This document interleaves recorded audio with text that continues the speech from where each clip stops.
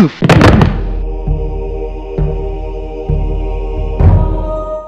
Rizzo here for MMADiehards.com at Bookends Bookstore in Ridgewood, New Jersey with the prodigy BJPenn.com. The book is out, Why I Fight. Tell us a little bit about this book. How did you conceptualize this book? How long did it take you to write the book? You're a busy guy. How did you fit it in? Everybody kind of talked me into doing the book, and from there, we started it around the same time that we were filming the primetime show when we were going to fight St. Pierre, and we finished it right before the Diego fight. So it was a busy time going back and forth with Dave Weintraub, and he went and interviewed a bunch of my family, friends, to see what memories that we had over the years that really stuck out that he could put in the book. Like he said, you know, you're busy, you're a fighter, you're just trying to keep up with the times and trying to keep up with all these other great fighters coming up, and then you got to throw a book on the mix. You know, that's one more thing to add to it. But everything went well, and I'm glad I did it. So what do you think in terms of the transcripts and from what you've read? What do you personally feel are the highlights of the book for you? I guess just my career. I really like that I get to tell my story. You know, a lot of people got all these ideas of who I am and all these different things, whether it's certain MMA websites or just MMA fans who blog on the internet or whatever. You know, and here's my chance to say, you know, this is who I am. You know, this is how I grew up. This is how I live my life, and you know, this is basically who I am. And I think it's another good thing. I'm glad I wrote the book.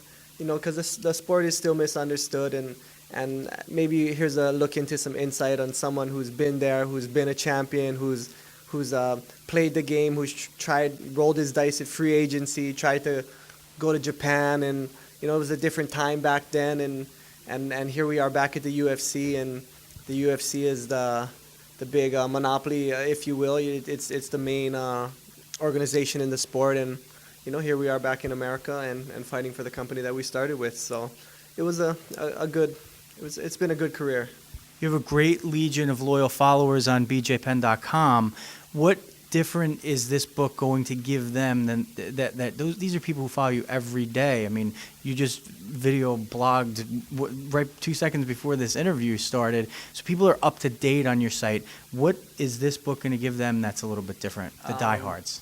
It's really going to give them a look into my life, look into how I grew up, and look into why I think the way I do, I think. And it definitely has a lot of stuff that you've never seen on BJPenn.com before. You're here now in the New York, New Jersey metropolitan area. This is where your opponent is from. Unfortunately, things didn't work out for you in the fight against Frankie Edgar, but you're one of those fighters who's a champion that's actually lost before. So this is something that you have experienced.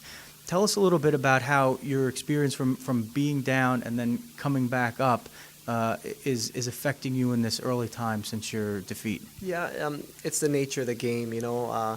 There's so many good guys out there, and they're all coming up, and they're all improving so fast, and they actually push you to improve your level, you know. People like who's been in the sport for a long time, like me, and maybe someone like Matt Hughes and people like this, you know, we actually kind of look to the new guys coming up for the new techniques in some ways, you know, because they're right at it, they're right on the edge, and we gotta push hard and just trying to keep up with those guys. But you know, that's how fighting is, you know, you win some, you lose some. That's how life is, you know. It's just one foot in front of the other, and keep moving forward and keep a positive attitude. That's BJ Penn. Joe Rizzo for MMA Diehards. Buy the book, Why I Fight.